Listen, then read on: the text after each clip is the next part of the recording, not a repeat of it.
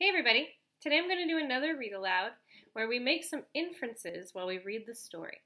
Now remember, an inference is when you use the words and the pictures and what you already know to figure out some things that maybe the author didn't tell you but wanted you to figure out while you read the story.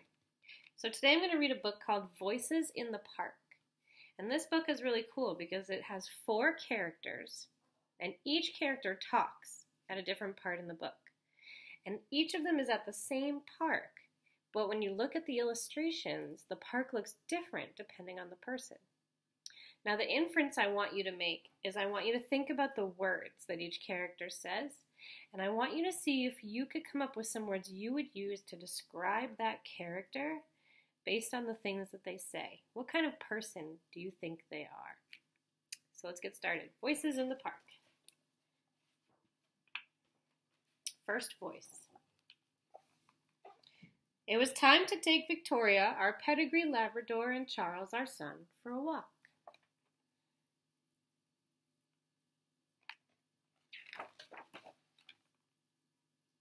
When we arrived at the park, I let Victoria off her leash. Immediately, some scruffy mongrel appeared and started bothering her. I shooed it off, but the horrible thing chased her all over the park.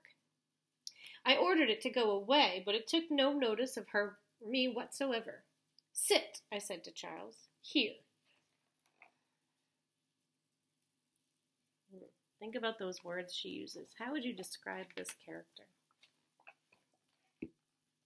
I was just planning what we should have to eat that evening when I saw Charles had disappeared. Oh dear, where had he gone? You get some frightful types in the park these days. I called his name for what seemed like ages.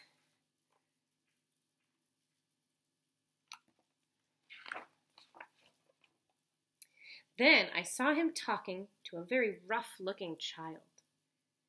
Charles, come here at once, I said. And come here, please, Victoria. We walked home in silence.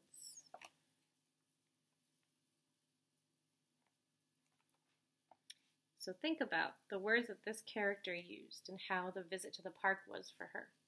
How would you describe this character? What's she like? Here's our second voice. I needed to get out of the house, so me and Smudge took the dog to the park.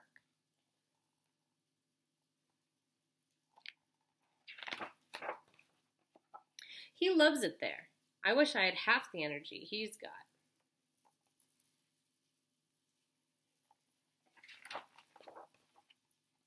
I settled on a bench and looked through the paper for a job. I know it's a waste of time, but you've got to have some hope, haven't you? Then it was time to go. Smudge cheered me up. She chattered happily to me all the way home.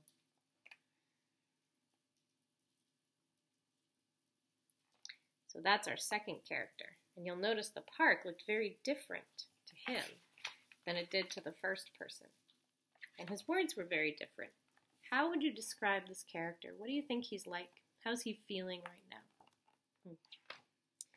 Here's our third voice.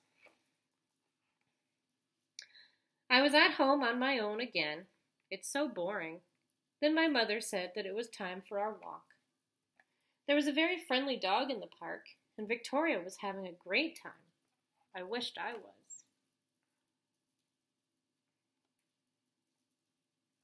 You may have recognized that this is the boy in the beginning, whose mom was the first voice. Do you want to come on the slide?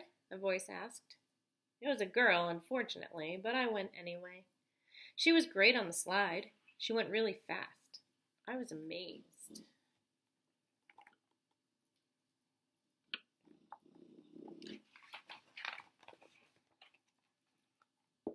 The 2 dogs raced around like old friends. The girl took off her coat and swung on the climbing bars, so I did the same.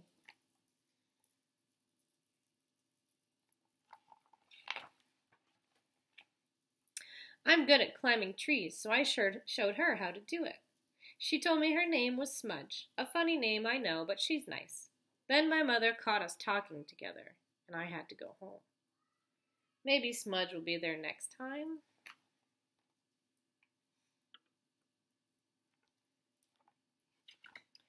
Thinking about that boy's words, how do you think he's feeling? What kind of person is he? Now our last character. Fourth voice. Dad had been really fed up, so I was happy when he said we could take Albert to the park. Albert's always in such a hurry to be let off his leash. He went straight up to this nice dog and sniffed its backside. He always does that. Of course, the other dog didn't mind, but the owner was really angry. Do you recognize that character? That's our first voice. I got talking to this boy. I thought he was kind of a wimp at first, but he's okay. We played on the seesaw and he didn't say much, but later on he was more friendly. I love how the park looks in the illustrations to this character. We both burst out laughing when we saw Albert taking a swim. Then we all played on the bandstand and I felt really, really happy.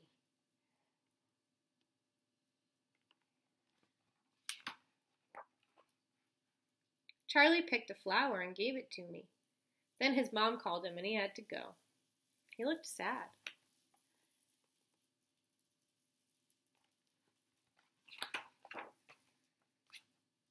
When I got home, I put the flower in some water and made Dad a nice cup of cocoa.